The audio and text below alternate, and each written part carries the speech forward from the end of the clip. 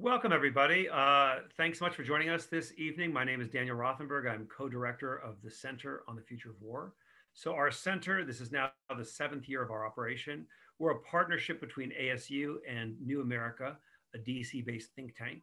We run an annual conference called the Future Security Forum. We sponsor several fellows. Actually, our speaker tonight was a fellow in the same fellow program, but not actually one of the formal fellows that we sponsor. We teach classes. We run an online MA in Global Security called the MA in Global Security. We do a number of research projects on proxy war, some field research in Iraq and Syria, work on moral injuries, some database projects on drones and terrorism, domestic, international. We do a number of different things. So we're thrilled that you're joining us tonight. This is the Spring Speaker Series for 2021. Our speaker tonight is Ted Johnson, who's Senior Fellow and Director of the Fellows Program at the Brennan Center for Justice, and author of the forthcoming When the Stars Begin to Fall, Overcoming Racism and Renewing the Promise of America. He was a 2017 Eric and Wendy Schmidt Fellow at New America.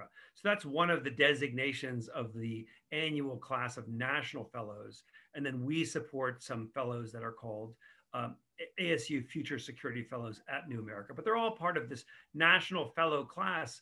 It's a very competitive fellowship. Around 400 or so people apply each year, and around 15 are selected. And we were thrilled when Ted joined the Fellows class in 2017. It was just after he left the Navy, where he was a commander, or finished as a commander, and he served a variety of positions in the Navy as White House Fellow, speechwriter for the chairman of the Joint Chiefs of Staff.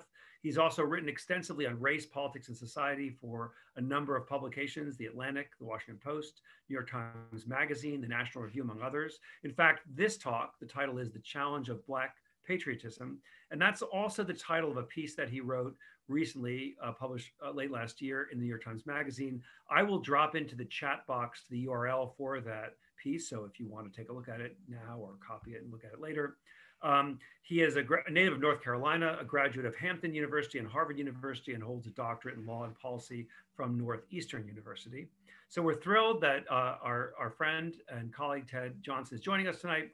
One quick bit of housekeeping. So when we get to the Q&A period after Ted's presentation, we ask all of you to type your questions into the Q&A box in Zoom, and then I'll play the role of moderator and try to get to everybody's questions as best as possible, given our time limitations. So thank you all again for joining us tonight, and thank you so much, Ted, for joining us as well, and we're thrilled to hear your presentation. Excellent. So thanks so much for having me. I wish we could be doing this in person. One reason is so I could be in Arizona and escape the, I guess, half a foot of snow I think we're supposed to get in DC tomorrow. And it's always a good time to go to Arizona. But it's I think the conversation tonight will be great. I'm looking forward to the sort of exchange and the questions. So what I want to do, though, is to start by walking through a few vignettes, a little bit of theory, some political historical analysis, and I'll do that for about a half hour or so, and then we can jump into discussion. So this is a big topic, the challenge of Black patriotism. It invokes questions of race relations, racism, the United States, what it means to be American, who's included in the story, and all of these things sort of mesh together and thrown into a hyper-partisan environment where political conflict seems to be the order of the day, and trying to fashion a way where we can create more unity within our sort of our body politic, while not sacrificing some of the ideological differences we have, and also not papering over some of the racial tensions that exist, as well as some of the socioeconomic inequality. And so it's really hard to tackle all of that stuff in just a half hour or so. So I'm just gonna weave a path that I think will stitch some of the story and the academic theory together, and then we'll see where we land. So here's where I wanna start.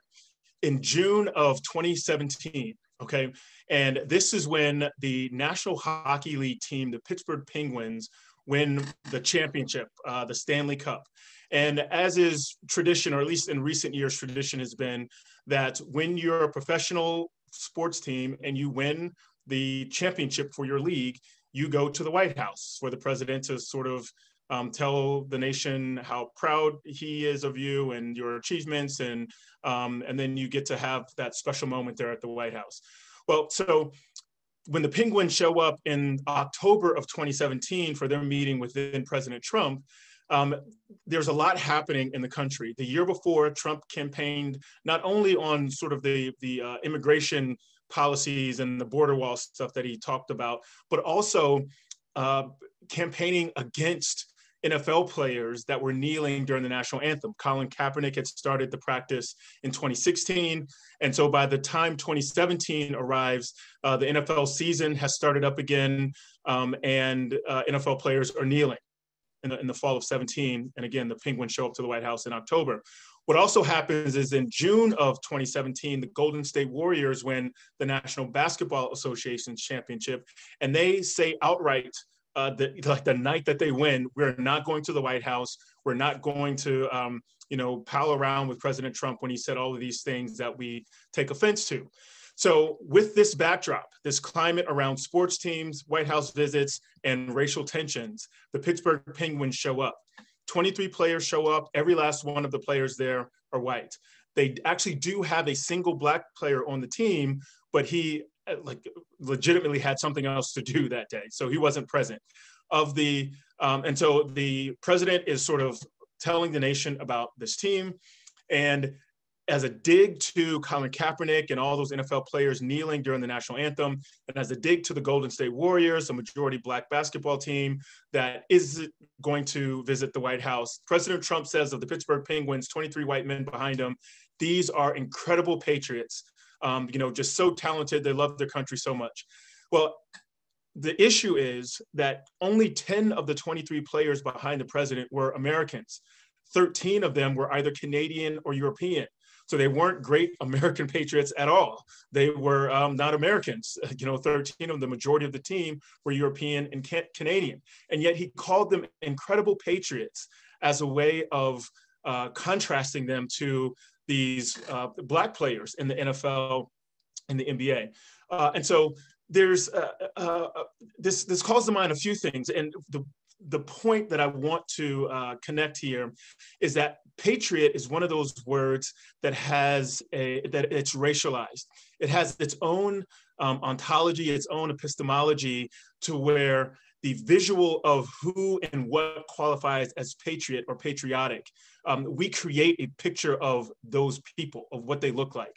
And we do this not just for the word patriot, but for a number of words. When people say, when they talk about terrorism, immediately most Americans conjure up images of Arabic people.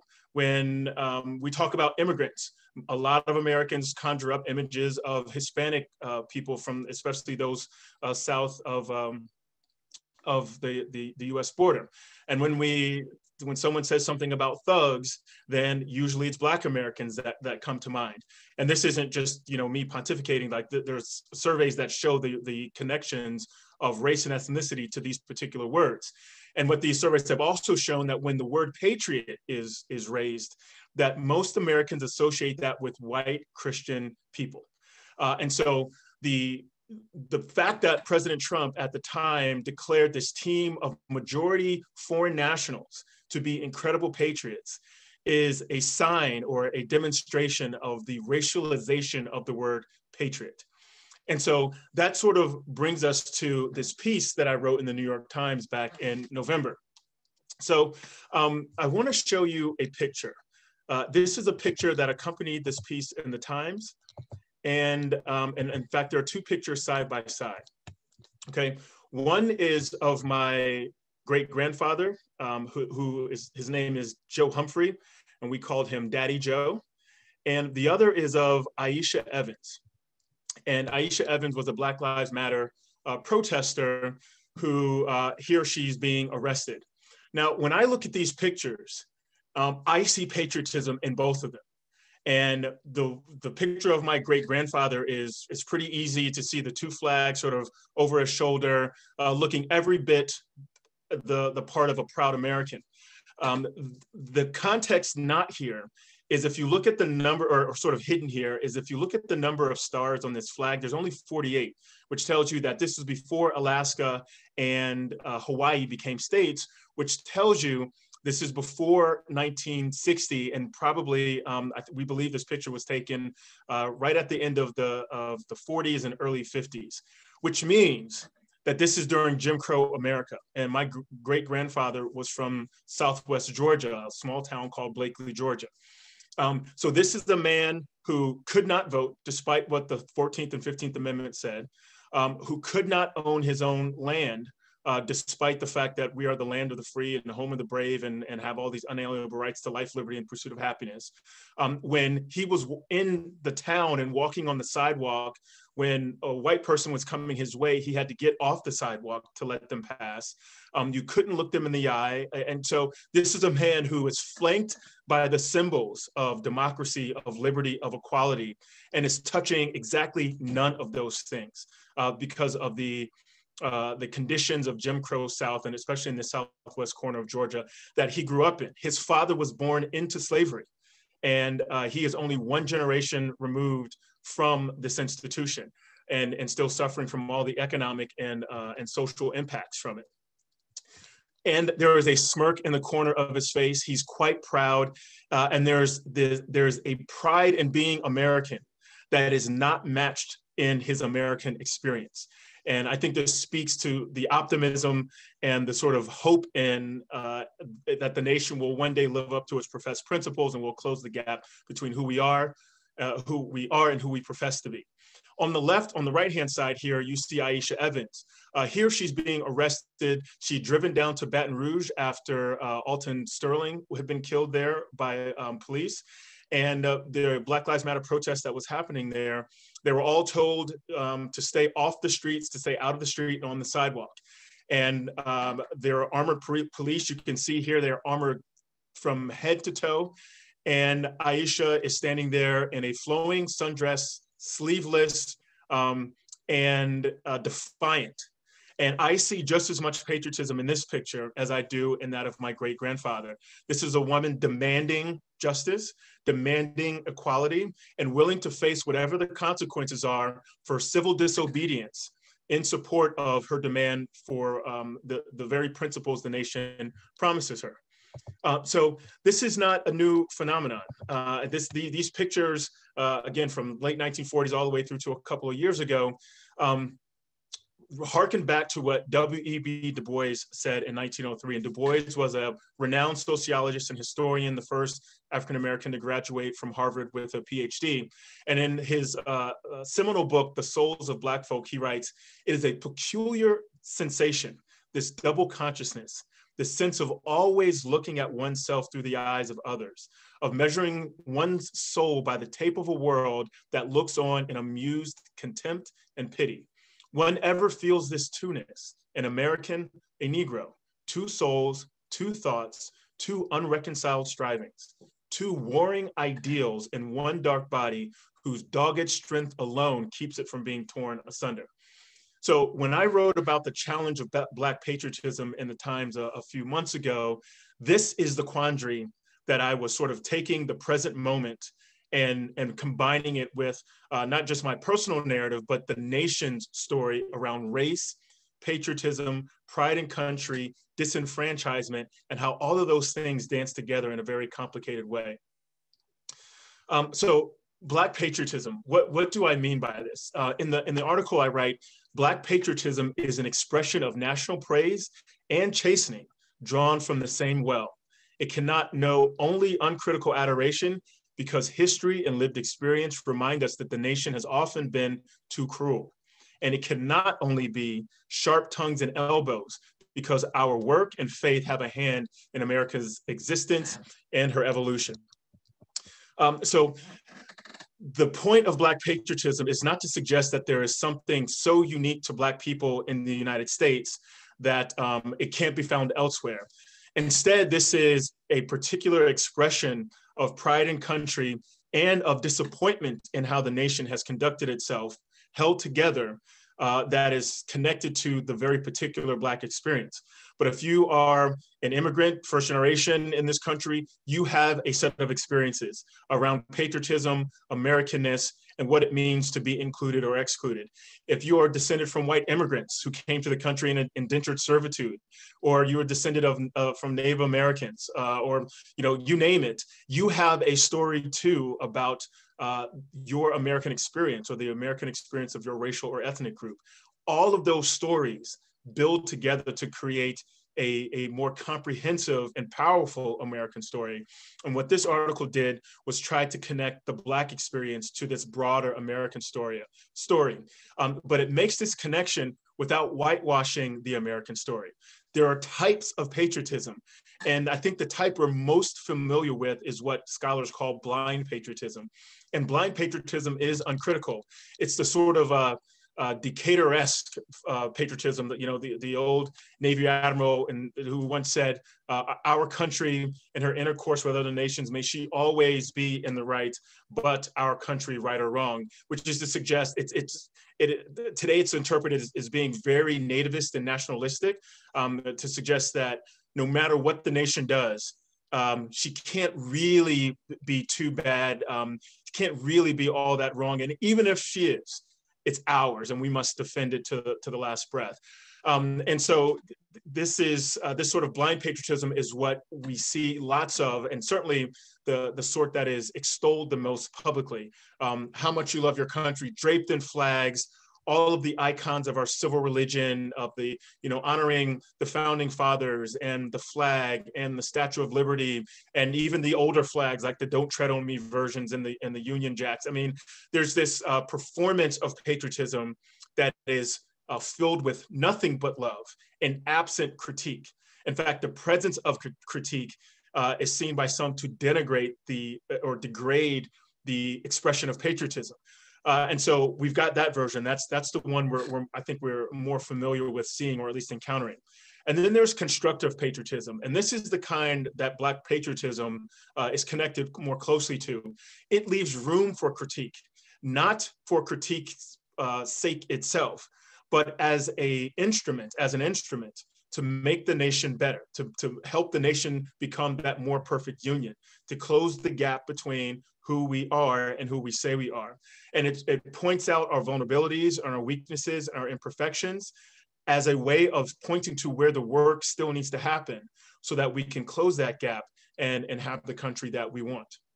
So where this brings us to is sort of where I want to walk into some of the theory around international relations theory and some of the academic pieces here. The big issue with these two versions of patriotism that I've described, with the characterization of a foreign national Pittsburgh Penguins team and a NBA, NFL teams filled with Black athletes, is that the thing at the heart of these tensions is the story of America, is the American identity. We're seeing it now in the controversy or tensions between the 1619 Project from the New York Times Magazine 18 months ago and the 1776 Commission from the Trump presidency that was the executive order that was recently released just last month. And what the two sides are kind of arguing about is, what is the story of America that we are going to tell? What are the parts of the American story that we're going to focus on in order to build out a broader mythology about who the nation is and who we are as a people? So these different depictions, these different characterizations, these tensions, even back to my grandfather in Jim Crow, Georgia, standing in front of two American flags, boils down to the story we tell ourselves about ourselves. Okay, this is really at the heart of all these things I've laid out. Who are we? And this is the question, and it's not a small question. This is, frankly, in the world of international relations, it's an existential question, not just for the United States, but for every nation. And this is where a relatively new theory that's been introduced into international relations comes into play. And it's ontological security theory, okay? Now, ontological security is not new. In sociology and in psychology, those scholars know quite well that this is about people's conception of themselves and their necessity to be able to position themselves in the world and have some stability in that position and in their sense of themselves in order to operate in this world in a way that where they feel secure. And what international relations scholars started arguing about 2 decades ago is that this is not just a need that people, that individuals have, but it's a need that nation states have as well. So they define ontological security as security not of the body, but of the self, the subjective sense of who one is, which enables and motivates actions and choice. And then for nation states, this means it refers to the protection of the nation state's self-identity. Scholars argue that when a nation state's sense of self-identity is radically disrupted, this sort of threat is just as important to a state's security as their physical security. Okay, which is to say that states will fight for their ontological security, fight to protect their identity, fight to protect their mythology, their story, with the same vigor, with the same energy that they will use to fight their physical security. All right, and we can point to a number of instances of how this is played out, but the one I think is the clearest, at least for me, is on September 11th, both in the action and in the response. Now, we all know the events of September 11th. We know that the World Trade Center was targeted and hit. We know that the Pentagon was targeted and hit, and we know that the White House was targeted, but Flight 93, the passengers on board there were able to bring it down before it hit the White House. The question is, why those targets? And if we think about this through an ontological security lens, it makes sense. The United States is known for 3 primary things on the world stage. It's military power, which is the strongest the world has ever seen. It's economic power, arguably, again, the biggest economy the world has ever seen. And it's constitutional democracy, the longest running constitutional democracy in the world at present, okay? And so if we're known for our military, our economy, and our democracy, what are the symbols of those things? If you look at the ontology of those powers, well, the Pentagon is the symbol of our military power. The World Trade Center was a symbol of our economic power, and the White House, certainly a symbol of our constitutional democracy. And so those targets were ontologically chosen because of their ontological meaning, rather, okay? And our response, the reason we went full bore response, not just in Afghanistan, but into Iraq and beyond, and a worldwide war on terrorism, was not just to root out Al-Qaeda, was not just to keep the homeland secure, but it was also to recapture the sense of identity of our economic power, which had been, our economic power, our military power, and the power of our democracy. And so by defeating Al-Qaeda, by defeating ISIS later on, by defeating terrorism worldwide, was a way of reclaiming our ontological security, a way of reclaiming that identity that had been threatened by the attacks on September 11th. Okay, so where does this bring us? So our ontological security can be threatened by both foreign actors and domestic actors, and both attempt to expose some kind of hypocrisy, usually trying to show the distance between who America says it is and then who America has been and who it is today based on its actions, not its words, but its actions.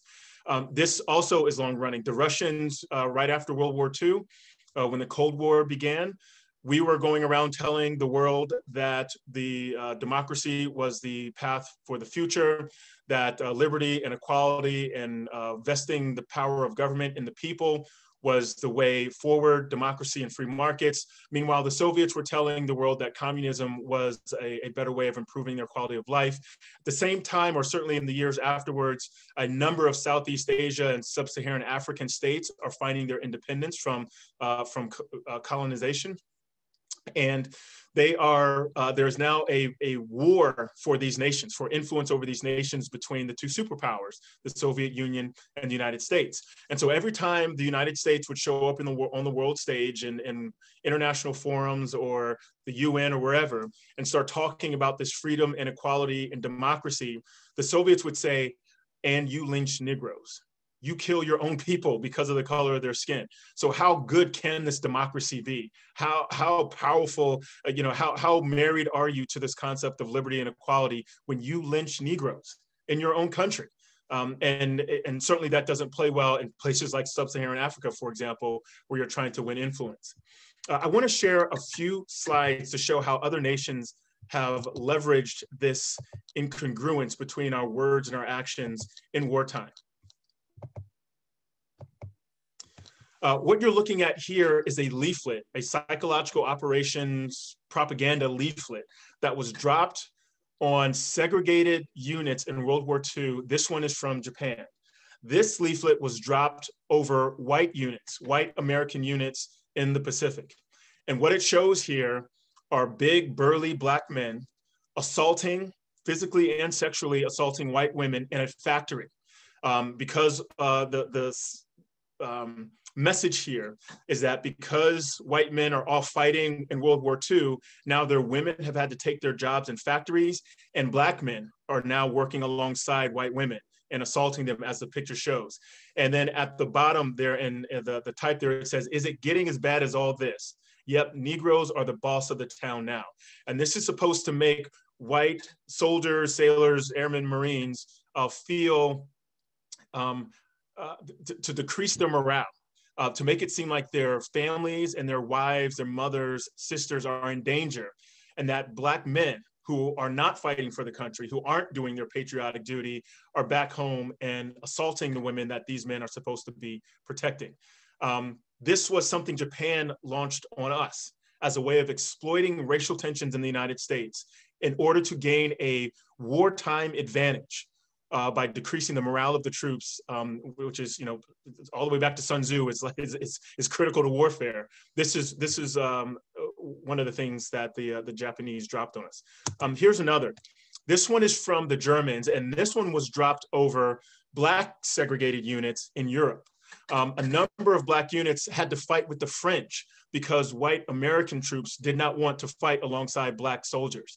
And so there were more, I forgot the French medal, I think it's the Legion or the Cross, I can't remember, but they won more of those than they won Medal of Honor because of the racism back home in the States. Many soldiers, Black soldiers in World War I and II didn't win Medals of Honor until George Bush, Bill Clinton, and Barack Obama undid, reviewed the files and upgraded awards that should have been given to them. This leaflet was dropped over Black troops, and it basically says, look, you are fighting the rich white man's war, you poor colored, and you're poor and colored, and you're over here fighting the rich white man's war. They don't care about you. You can't reach equality at home. They're taking advantage of the labor back home. There's no social equality back there. Come surrender to us. We'll treat you like a human being with dignity. Yes, you'll be a prisoner of war, but they also knew that white prisoners of war on American bases in Europe were treated better than Black American soldiers in terms of water fountains and bathrooms and movie theater segregation, et cetera. There's other versions that the Germans dropped on Black troops and white troops there, and some of them are even X-rated to suggest rape of Black men raping white women and using that as propaganda for leaflets to be dropped on troops during the middle of war. I think one or two more, and then we'll move on. This one is from Vietnam. So we already, the ones I showed you before were from the 40s. This is now into the 60s. And basically they're saying to Black men serving in Vietnam, you are committing the same crimes in South Vietnam as what the KKK clique is perpetrating against your family at home. This basically takes some of the criticism, the Black patriotism, I would say, that Muhammad Ali was showing that wasn't received as such, was seen as sort of treasonous and traitorous at the time. But these echo his words that there is racism at home that we should be fighting. Why would I go risk my life overseas when I'm being terrorized in my own home? So that's Vietnam. And then I want to show you a quick series of pictures here to show you, to sort of bring us back to the present moment. This is a leaflet, propaganda leaflet that was dropped over, I think it was both white and Black troops in Italy, or by Italy in the European theater of war during World War II. And this basically shows this, army sergeant here kind of apish and oafish, clutching the Venus de Milo and selling it for $2 as a way of saying they're uncultured, barbaric, have no appreciation for culture and history. All right. So if you compare it, it looks very much like this poster of King Kong from the 1920s, where you have this very beastly looking animal, not person, clutching the purity and sanctity of a white woman here, but sort of the embodiment of other things, of culture, and certainly, as we saw in like Birth of a Nation, et cetera, white women tended to be a representation of all that is good and pure about America that we have to fight tooth and nail to ensure is not defiled. So the Italians weren't original in coming up with this picture. They pulled this from our own movie theater posters from a couple decades prior. And then more recently, you see this picture of LeBron James on the cover of Vogue, okay?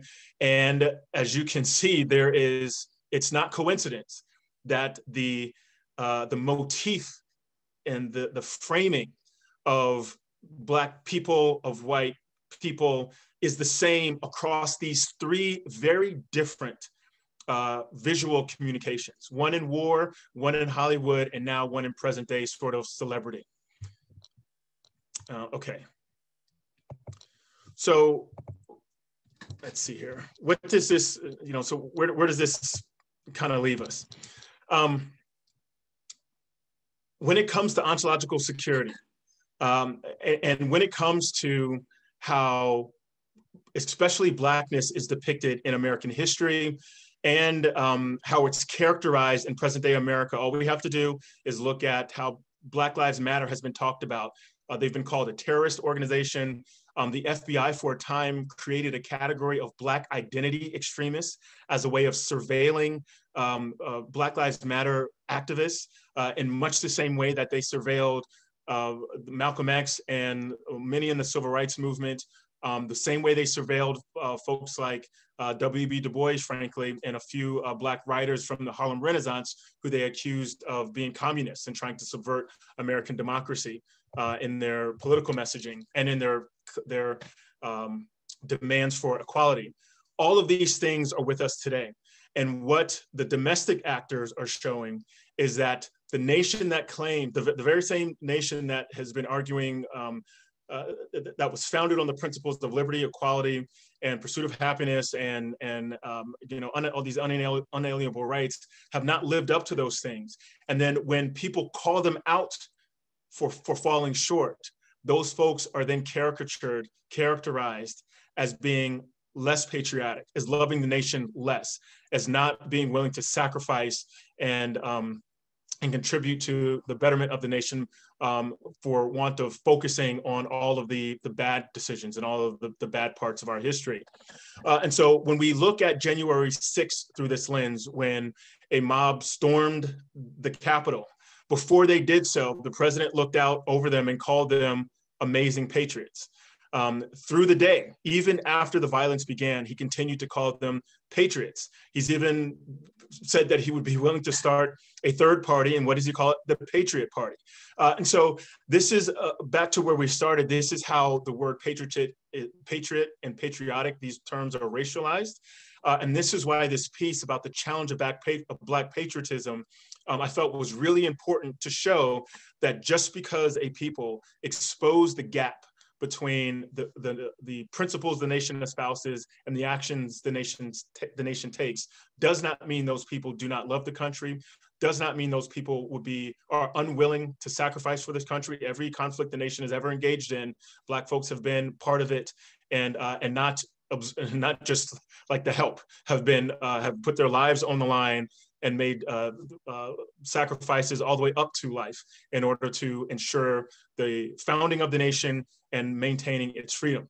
So where I'll end is we are presently in a struggle for the story of America, for the identity of America, not just the story we tell and not just the identity we fashion, but who is included in that story and who is seen as being part of this broader identity.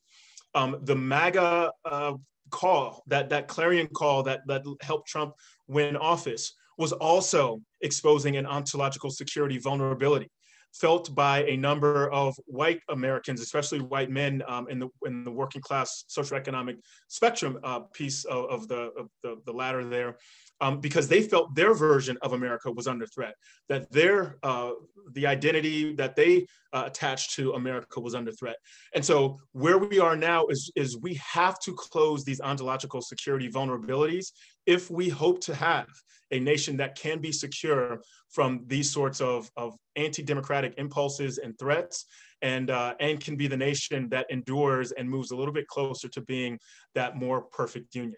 Okay, so I think I've rambled for about 35 minutes or so now, so I'll stop here and take a breath, and would love to hear your thoughts or questions on what I've tried to uncover or unpack today. Thank you so much, Ted. That was a great presentation. And thanks also for including those images. I did drop into the chat box the URL for the article. It's a great piece. So to pick up on something you just ended with, you mentioned that there was a sort of a struggle over the story of America. And I'm wondering how you would respond to sort of the idea that a national identity rests on fundamental myths, and that those myths are somehow, they're not particularly nuanced that's part of what makes them so powerful. And they're almost always, if not always, lies about the past to some degree, maybe even to a large degree. So what might be the foundational narrative that unifies America in the way you're talking about, acknowledging also that it's going to be a lie about the past? Yeah, the issue is that when we choose our citizen exemplars, when we in the concept of civil religion, we have like a pantheon of civil religion deities, people like George Washington and Abraham Lincoln, who are the embodiments of civic virtue, who are who we deify to some extent because they are the perfections of who we hope to be, at least in our construct of them. And so when people latch on to that deification as a way of showing their adherence, or at least their faith in the principles, then any critique of those deities or this pantheon is received as a critique of the nation itself and of everything it stands for. And so as long as we have an American mythology that takes the best of our principles, attaches those principles and puts them in the embodiment of certain former Americans, and then declares that any critique of those principles of those Americans or the country is sacrilegious, then we'll never create an identity that is expansive enough or inclusive enough to account for the 330 Americans that constitute the country. So what is the basis for that identity? It is the fuller story. It is, instead of the story that only talks about the mountaintop, the city on the hill, and all of the shining good parts of us, it's the story that says, here is where we began. We began in a place where we had great aspirations, but we didn't allow the majority of the people in this nation to also have those aspirations. We enslaved people, we displaced people, and that has to be part of the broader story that we tell about the United States. Not in and of themselves, not to focus on those data points, but to connect the starting point to the points of progress along our nation's history on our timeline that ultimately ends at a perfect nation, that's a well-functioning democracy, fully living out to its spouse principles. We'll never get to that perfect nation, but the story is in the journey and the progress, and that journey and progress are only meaningful if you talk about the ugly bits of our history, if you talk about the people who were formerly excluded who are now included, and if you recognize that it is okay to be an imperfect human being and still have qualities that are worth putting on a pedestal. It's okay to recognize the virtues of Washington and Lincoln and Martin Luther King and Frederick Douglass and Teddy Roosevelt and all these folks, and also recognize that they were not perfect men, that they fell short, and that the reason for the fact that most of our civil religious deities or the folks in our pantheon are men is because women weren't allowed to be so, and based on how our society was structured for the vast majority of the nation's history. So the identity has to be one big enough for all of that stuff to come in, so that all of us Americans, multiracial across lines of class and race and religion and ethnicity, et cetera, can come together and share this American identity instead of affix it to one group of people and then expect everyone else to assimilate to this construct that is that's based on an incomplete story. So, I mean, one wonders if that might be too much to ask of a new national narrative, that it be complex and nuanced and acknowledge profound failures and still also be unifying enough to bring people together and to inspire them to, say, put their lives at risk, et cetera. So, but you mentioned Martin Luther King, currently a deity, I think it's fair to say, in a pantheon in the US. And yet the Martin Luther King that plays that role tends to be a vision of the man and his ideas. Let's focus on the ideas, not his personal life so much, but a vision that focuses, that sort of embraces a sort of broad understanding and a kind of general sense of feeling good about the possibility of racial equity and social equity. But it sort of glosses over his far more radical beliefs, many of which, if just laid out there on the page, might seem quite shocking to those who are comfortable with that. Yeah, absolutely. So the very things King was arguing for at the end of his life, before he was assassinated, there are members of the Democratic Party, like Alexandria Ocasio-Cortez, who are arguing for some of those same things. And so we hear people say, I just want the nation that Martin Luther King dreamed of, in one breath, and then say, we can't let the socialists take over America in the next breath, without recognizing that Martin Luther King held both of those things together, and it doesn't diminish his patriotism or his faith in the country in one bit by combining the two. He was not an adored man by white or Black Americans. I think even among Black Americans, something like 2/3 thought he was being a little too pushy with his demands for his anti-poverty programs, his demand for a basic income, his demand to get out of Vietnam and redirect those resources to Black communities. So he only became part of the pantheon after his assassination. And even when folks wanted to make his birthday a holiday, that was met with resistance just 3 or 4 decades ago.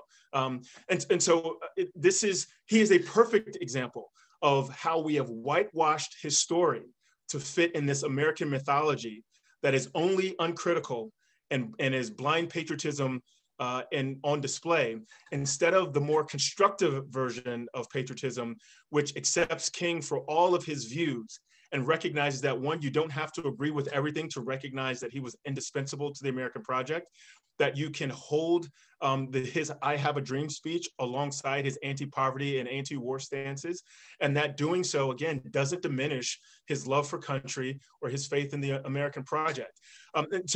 And I'll just sort of very quickly wrap up and say, you're absolutely right to say that this is a lot to ask of a nation of 330 million people, especially when political expedience suggests that the best way to gain and maintain political and economic power is to exploit the racial tensions, class tensions, et cetera, that exist within the citizenry. So there's, the project of unity gets much more difficult than the project of division, which allows people to ascend to power. Some have opined that maybe the nation is too big to govern, too big to find unity. The sociology behind it suggests that it is very difficult in large multiracial democracies to find solidarity.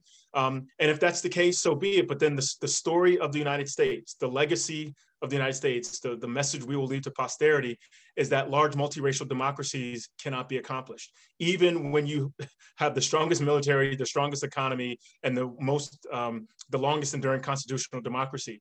And I don't believe that's the message that the nation should leave for posterity, but that it means that we must do the hard work to close the gap between who we say we are on paper and then who we are in real life. Thanks so much. So a question from Mariah Mowry, if I'm pronouncing your name correctly. If the purpose of some groups is to specifically narrow the American identity, how can we have an inclusive identity as a nation? Won't it require the majority identity to invite in the minority identities? And isn't that exactly what exclusive nationalists are trying to avoid?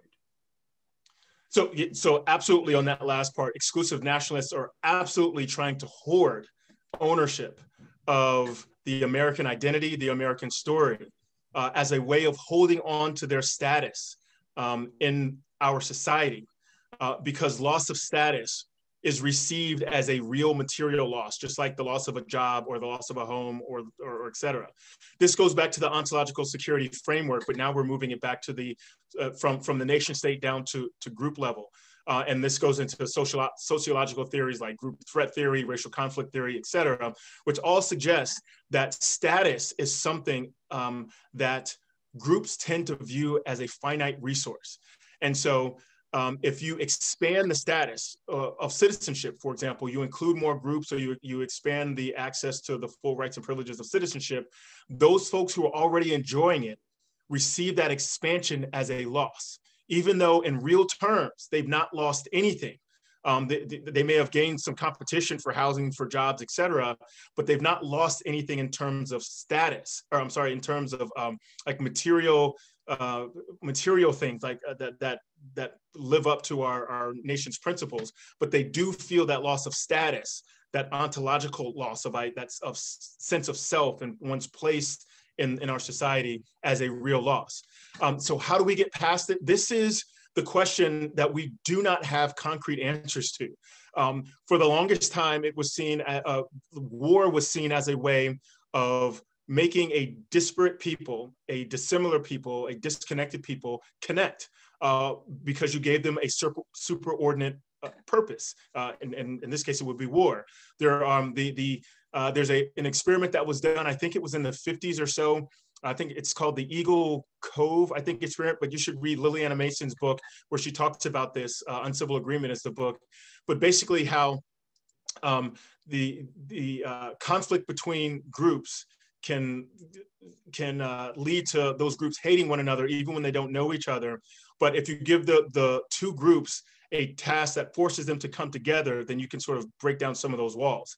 But we've seen from September 11th, we've seen in the Iraq War, we've seen, frankly, in the Cold War, that war in and of itself is not enough to bring a nation as large as ours, as diverse as ours, together in a way that endures. And frankly, when it comes to race, after September 11th, if you were Arabic in this country, or if you were a Sikh in this country, you probably were discriminated against in the wake of that attack. And in the same way that Japanese Americans were interned after or during World War II, and German and Italian Americans were not, and certainly nowhere near close to how Japanese Americans were. So there's, even in those moments of intense national unity, there's still racism still finds its footing there. So how do we do this? I don't know. But what I do know is that you have to appeal to some sense of people's identity that is at a level more fundamental or more base at the base than their group attachments. And the reason war is often brought up is because the national identity becomes the superordinate one. But outside of war, is there an American identity that would cause people to recognize we are not, the state is not living up to its end of the social contract? And the reason it's not being responsive to us is because we're bickering amongst one another. And so in order for my life to improve, I can't demonize the other party. I can't demonize other groups. I can't demonize people on different parts of the socioeconomic spectrum.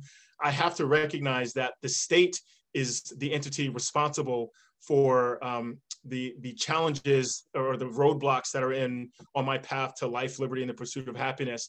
And if we can make that connection, then that dissatisfaction with our present state of governance and politics crosses lines of class, crosses lines of region and religion, race, and ethnicity.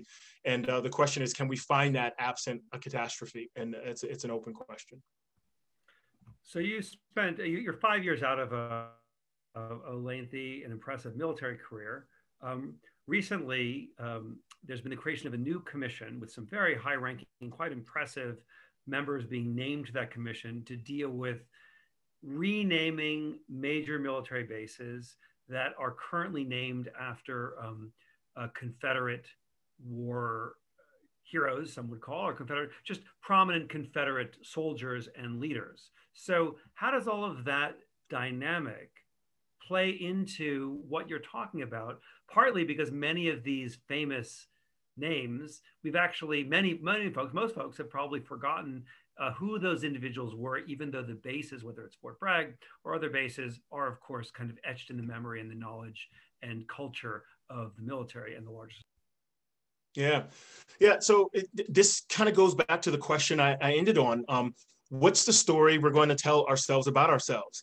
If our story is we are a nation that was founded at a time that was founded on a set of principles that were juxtaposed against the enslavement of human beings, and then we had a civil war to settle that question of slavery, and the nation we defeated in order to abolish slavery, to make those formerly enslaved people citizens of the United States, and then to give at least the men access to the franchise.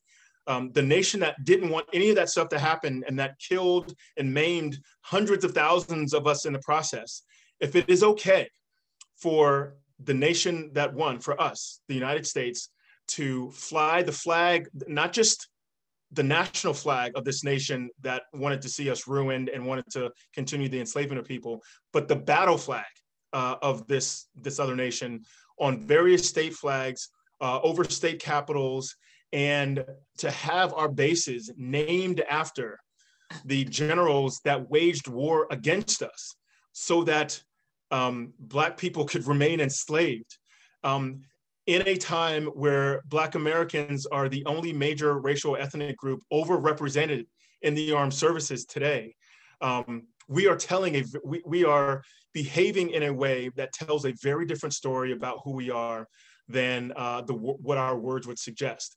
And so I think what this commission is doing is, because of the defense bill that was signed into law that required it, and because of some Democrats insisted on it, was trying to close that gap between who we are and who we profess to be, which is to rid ourselves of monuments to the nation, to generals of the nation that waged war against us in order to perpetuate slavery, which runs counter to everything, the principles in the Declaration that is supposed to be the canon for our country, the doctrine by which we govern ourselves.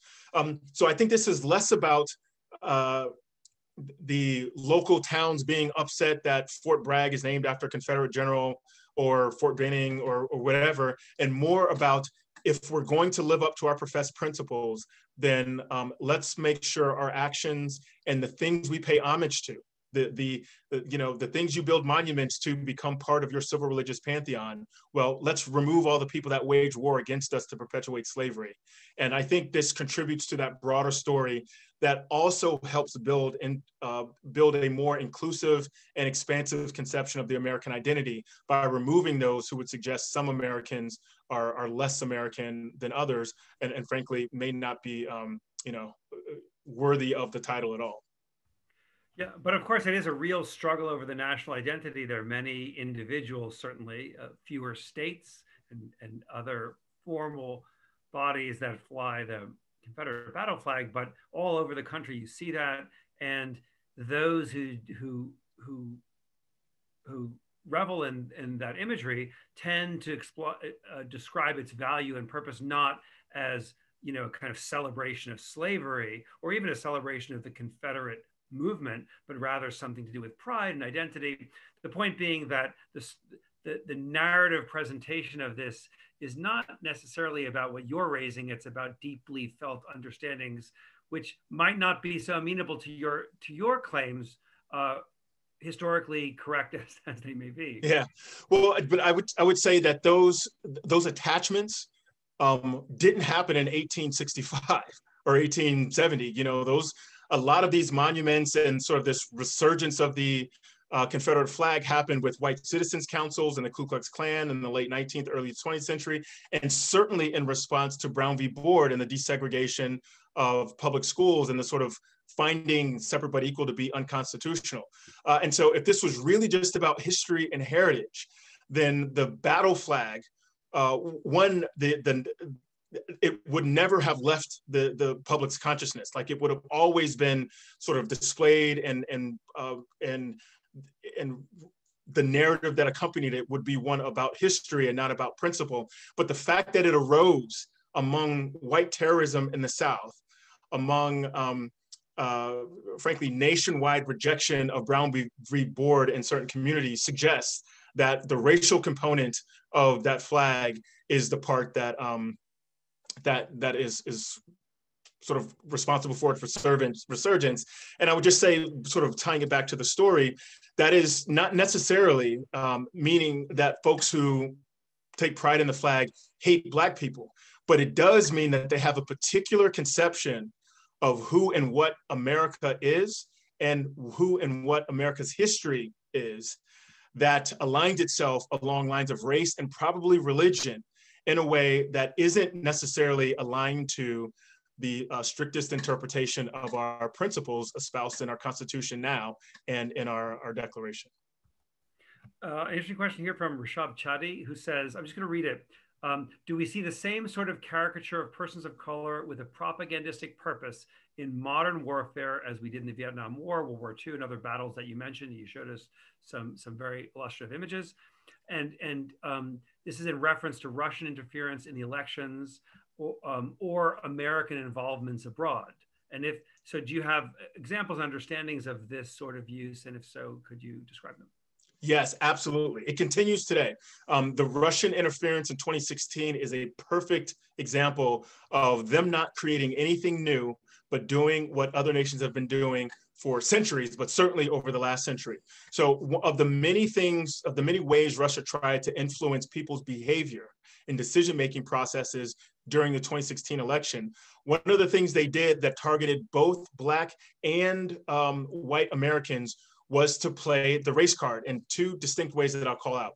For Black Americans, they often created Facebook ads, social media ads and fake groups that would be, we're going to do a Black Lives Matter rally at this point. And often the message as part of these fake rallies that then turned into real rallies because people just sort of latched on to the idea and then showed up, was that voting was worthless.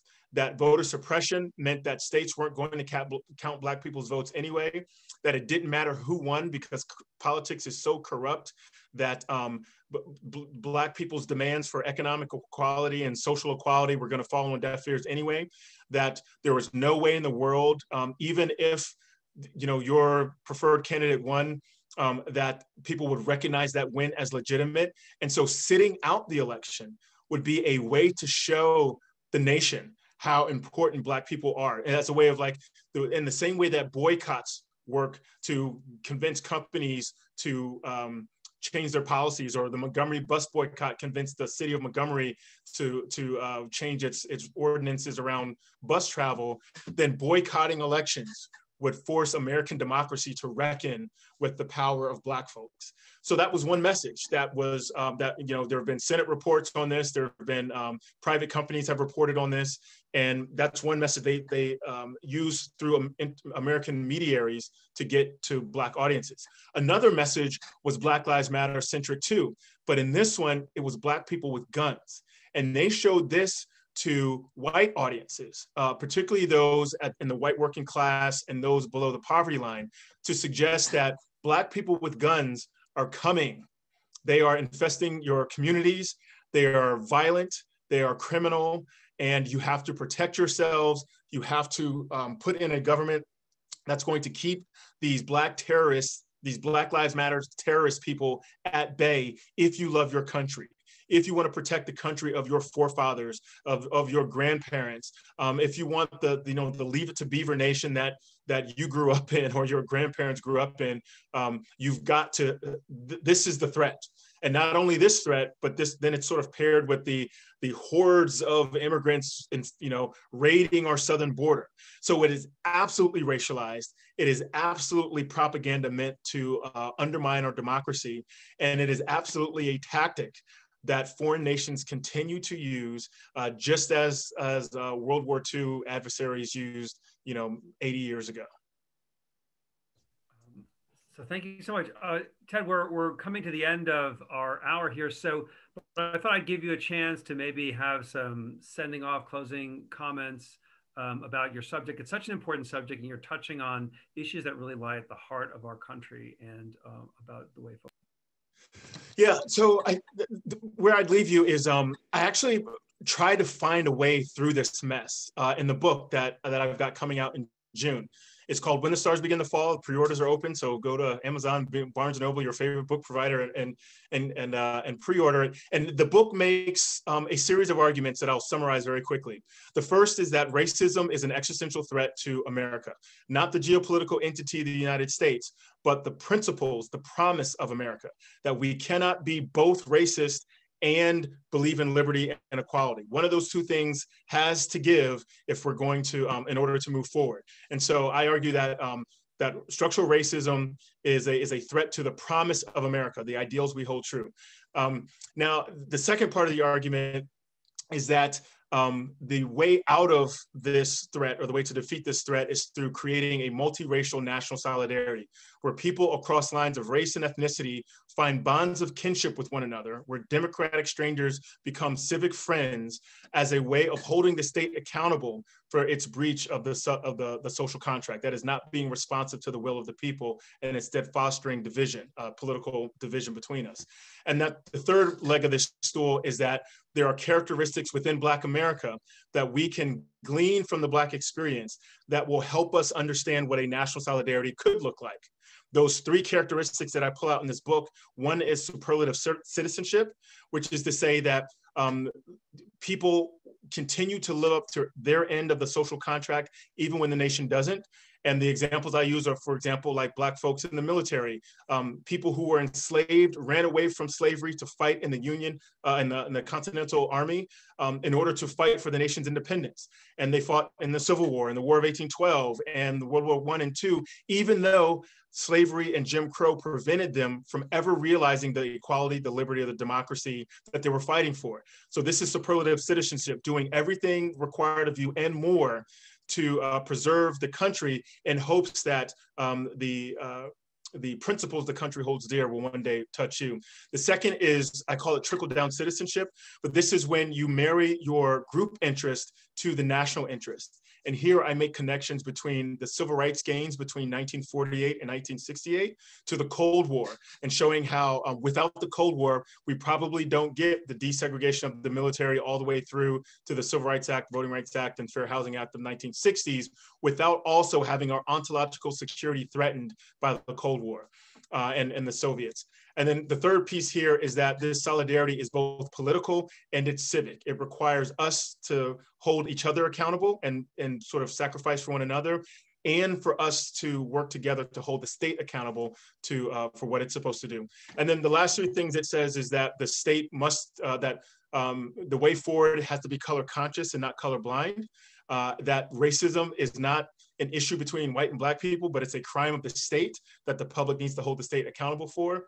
And that we have to create a more inclusive version of our civil religion as the baseline doctrine that connects us all one to another under the principles of American democracy, and allow our other identities to live alongside that shared identity if we want to build this multiracial solidarity. And so that's the pathway I sort of paint or carve out to sort of solve these issues. And I'm very, very interested to see how it's received. Well, thank you so much, Ted Johnson. Thank you, all of you, for joining us tonight. Maybe we'll have you back when the book comes out and do a virtual or maybe later in-person yeah, book event. that'd be awesome. We'd be thrilled. We're thrilled that you're part of our community. For everyone out there, so Ted's been part of this New America ASU partnership since 2017, and so are all of you by joining us tonight. And we're just thrilled that we're able to keep these conversations going. Our next event will be February 23rd. So next week, we'll have Noah Feldman, a Harvard law professor and public intellectual, speaking on when does resistance become insurrection, free speech, and the defense of the republic. So a theme quite linked to tonight's wonderful presentation, distinct in its focus, but not so far off. And the unifying feature of all this is our concern for understanding what security means in a kind of more nuanced and complex way. So thank you all for joining us in this conversation. Thank you again, Ted. Thank you. Thanks to all of you for spending the part of the evening tonight, and have a good night.